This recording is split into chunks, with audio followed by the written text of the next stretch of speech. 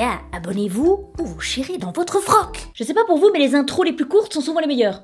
À vous de juger. Le moment est passé, malheureusement. Donc, maintenant que le cadre est posé, c'est quoi le paranormal? C'est un terme qu'on utilise pour qualifier un ensemble de phénomènes supposés qui ne sont ni observables, ni explicables scientifiquement. C'est donc assez large. Ça peut aller de... Wow!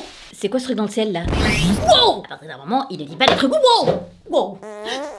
Wow! Tu feras croire à personne que c'est paranormal, ça, hein? C'est le plancher qui grince. C'est tes fesses qui grincent, Marie. Tes fesses. D'abord, j'avais envie de vous parler des gens qui étudient le paranormal. Je sais pas, peut-être qu'il y en a certains d'entre vous que ça intéresse. Enfin, que ça intéressait. Parce que je pense qu'après la vidéo, vous risquez probablement de passer votre tour. Je préfère rester dans l'ignorance dans ce domaine, merci bien. Depuis plus de 100 ans, la parapsychologie scientifique est étudiée en laboratoire. 4 types de phénomènes psychiques sont étudiés. La télépathie, la clairvoyance, la prémonition et la psychokinèse. Donc l'influence de l'esprit, c'est qui? Sur la matière. Les parapsychologues, ils peuvent aussi étudier d'autres types de phénomènes, comme les sorties hors du corps. Je suis là-bas, tiens. Et les poltergeists. Qui a bougé ce truc. Bon, écoutez, si vous aimez tellement bouger les meubles, allez travailler chez Ikea. Cette discipline est reconnue, hein, attention, oui, elle est même enseignée dans de grandes universités européennes. On a aussi une autre discipline, la psychologie anomalistique, qui est l'étude de phénomènes et d'événements paranormaux, mais en partant du principe qu'il n'y a rien de paranormal dans ces événements. Les mecs choisissent une voie, mais auquel ils ne croient pas pour un bal. Après, j'entends bien, hein, ils disent que c'est une discipline formidable pour exercer l'esprit critique, parce qu'ils sont censés détecter les fraudes, etc. Mais je suis désolée, un boucher, à la base, il aime quand même un peu la viande. Je veux dire, il est pas vegan dans le fond, ça n'aurait aucun sens, vous imaginez un peu le délire. Bah, je vais vous prendre 500 grammes de veau, s'il vous plaît. Ce petit veau. Il répondait à son nom, vous savez.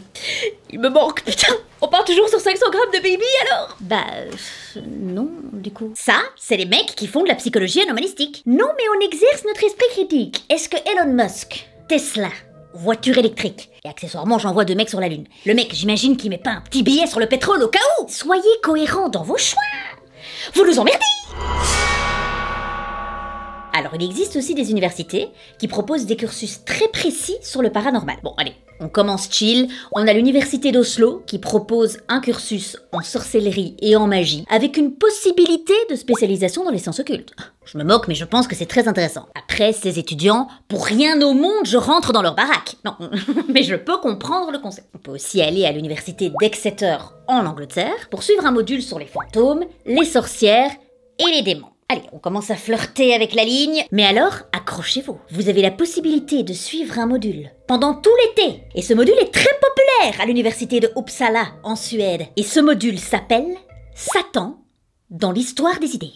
En gros, on vous explique, pendant tout un été, le concept de Satan. Comment il a été représenté à travers l'histoire, qui est Satan, pourquoi Satan, suis-je Satan, quelque part. Oui, parce que là, on parle pas de 2-3 articles pour enrichir ta culture générale. On parle de 2 mois, avec ton carnet et ton bic, rouge, de toute évidence. Et t'écoutes, quoi. Donc là, Satan procède à plusieurs sacrifices. Sacrifices au pluriel, hein, on est d'accord. Les profs. C'est qui les profs de ce module? Ça n'engage que moi, mais je pense que votre prof, ce sera lui. COVID-19, I blow the wind of God on you. Ce monsieur, qui, pour la petite histoire, est un télévangéliste américain qui pense qu'on va détruire le coronavirus en soufflant dessus, et qui est pour moi la réincarnation de Satan, on va pas se mentir. And it gets...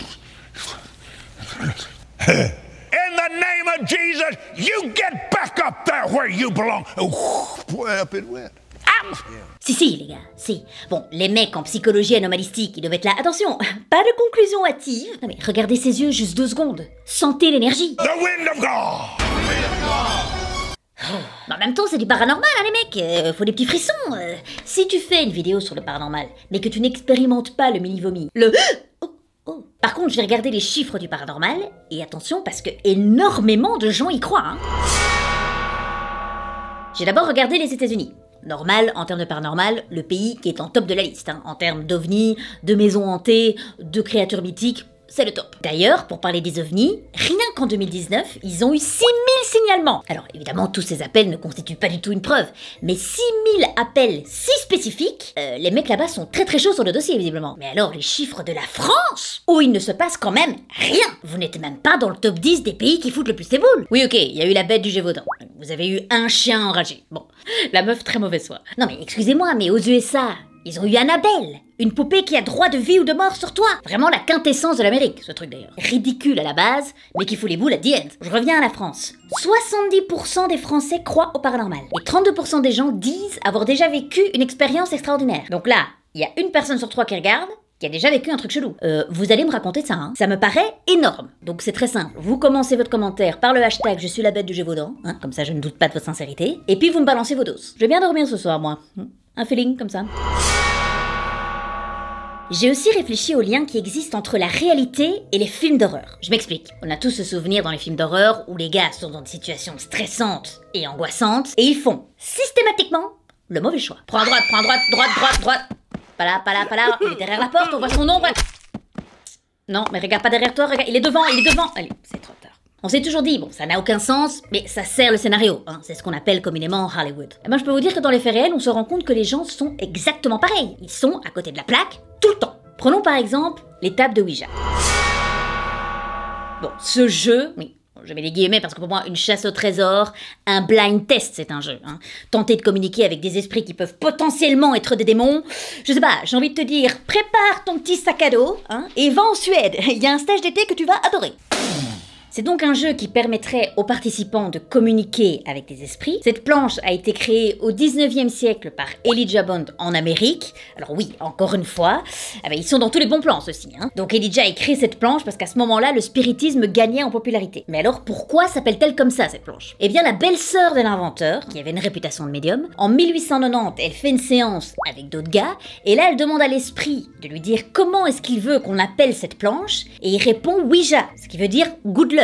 Bonne chance, en ancien égyptien. Et c'est là qu'ils sont à côté de la plaque pour moi. La planche, ce sont tes doigts qui bougent vers des lettres, et ensuite ça forme des mots. Donc on est d'accord, il n'y a pas de son. Donc la madame, comment elle a interprété le bonne chance? Bah comme ça. Oh attendez, il nous dit bonne chance. Quel esprit bienveillant. Mais en fait pour moi, depuis le début, cet esprit, il a essayé de nous prévenir. Comment tu veux qu'on t'appelle? Bonne chance. Bonne chance. Ah la boulette. La boulette, c'était pas le bonne chance que tu dis avant de passer un examen, hein. C'est le bonne chance qu'on te dit avant qu'une tornade vienne embarquer ta baraque. Non mais réfléchissez un peu les mecs. Esprit, es-tu là? Autre lien que j'ai remarqué entre les films d'horreur et la vraie vie, c'est ce mec, tu sais, beaucoup trop fanfaron, qui n'y croit pas pour un bal, et qui meurt 7 minutes 46 après le début du film, parce que l'esprit, la maison hantée ou l'alien lui a rendu tout simplement la monnaie de sa pièce. Eh bien, ces mecs existent aussi, visiblement, dans la vraie vie. Vous connaissez sûrement Ed et Lorraine Warren. Non, ça c'est les acteurs, la version plus sexy d'Hollywood. Montrez les vrais gars, voilà.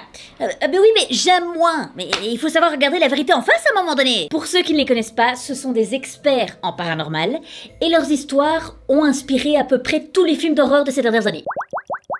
Pour résumer, dès qu'il y avait un esprit ou autre qui foutait la merde, on appelait les Warren. Bonjour, bienvenue chez les Warren. Si vous avez un esprit qui balance des meubles dans votre maison et qui essaye de vous tuer, tapez 1.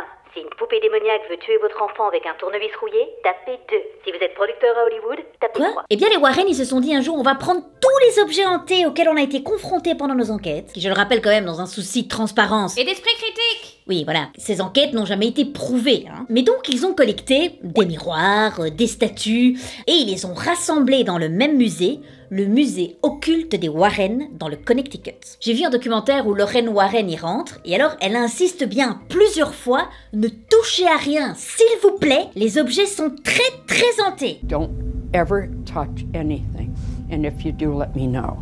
Ok. Vous avez vu ce musée? Tout est fait dans ce musée pour que tu trébuches et que tu, selon elle, sois damné pour l'éternité. C'est hyper compressé. Madame, mettez des allées. Je me demande à quoi ressemblent les visites dans ce musée. Ok, attention. Oh, non, j'ai touché un cintre. Aïe. Malheureusement, ce cintre a atterri dans les fesses d'énormément de gens. L'esprit était farceur, préparez-vous. T'inquiète, on s'habitue, hein. Quoi? Elle est marrante. Lorraine nous dit également, dans le but de nous rassurer, j'imagine, sachez quand même qu'un prêtre vient tous les jours bénir les objets. Voilà, il fait des petits mouvements circulaires comme ça. C'est beaucoup trop léger comme intervention. Madame, drôle de petite, madame, votre solution face à tous ces objets hantés, c'est le père Marc avec du Febreze. Allez. Bon, je vais pas aller plus loin, je pense qu'on a compris que l'endroit était chelou. Dans le musée des Warren, il y a cette poupée qui aurait terrifié plein de gens qui porte le nom d'Annabelle. This is the worst thing in here. Elle est tellement dangereuse qu'elle est enfermée dans une vitrine. Non, c'est ça la version améliorée d'Hollywood. La version après chirurgie esthétique. Oui, ils opèrent même les poupées, c'est choquant. Montrez-nous la vraie. Bon, respectez, vous allez crever. Cette poupée, qui n'a pas de prestance, je vous l'accorde, mais qui serait impliquée quand même dans des histoires... comme ci, comme ça, quoi. Eh bien, Lorraine raconte qu'il y a quelques décennies, un couple serait venu au musée, et là, le gars, bon, je vous le donne en 1000, comment il est?